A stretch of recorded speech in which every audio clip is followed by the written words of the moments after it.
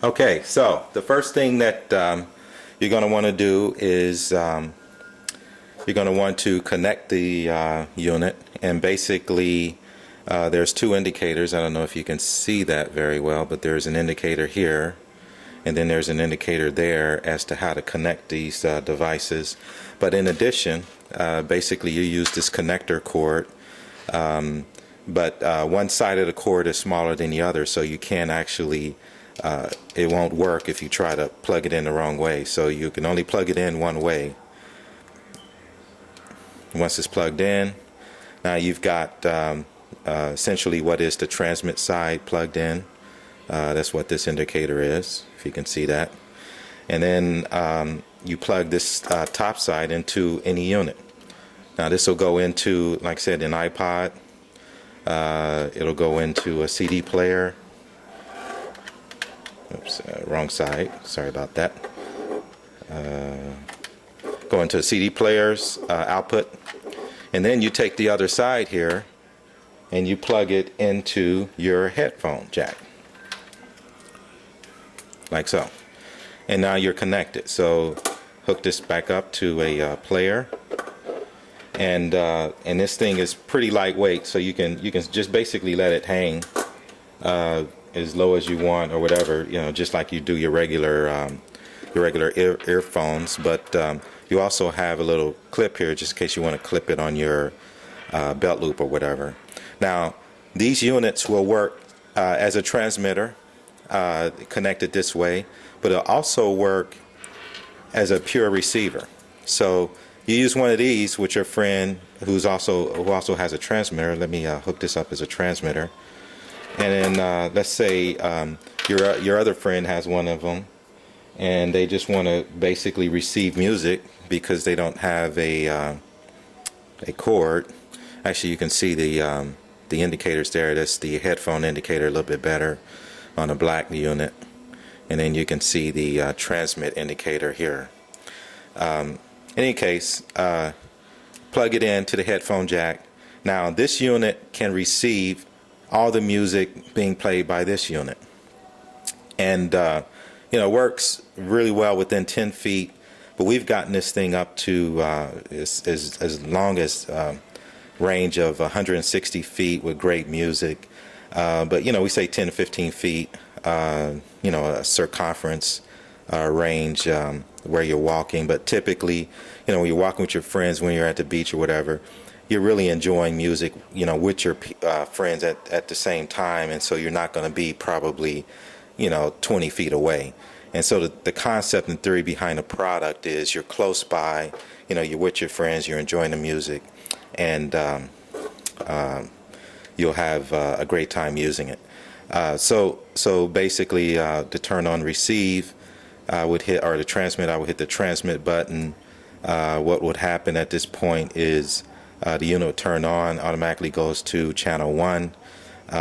You can decide prior to actually transmitting, I should tell you that what you should do is turn receive on first, scan the channels to see what's in use and what the volume levels of those channels are, because someone may be transmitting on an FM station in your area. So it's real important to first probably turn on transmit, and then or receive, I'm sorry, and then actually make this thing determine what channels you want to use. And then once you figure out what channel you want to use, let's say you land on channel 3, and you get an indication of what channels they are by a little beep that occurs in your headphones. Basically, you hear a small tone, 1 beep means channel 1, 2 beeps, channel 2, and so on.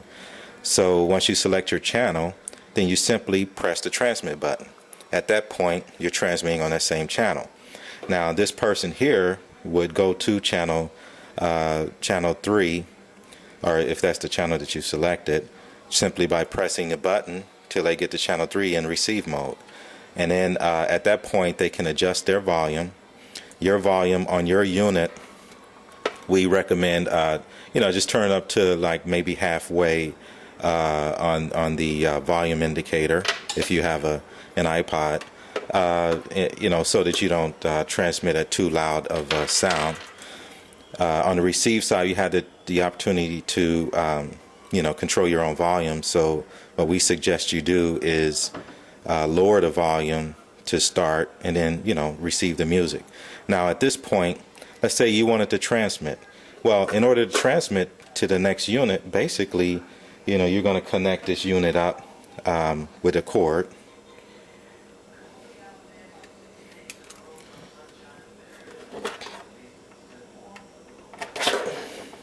Now I'm still receiving this unit here.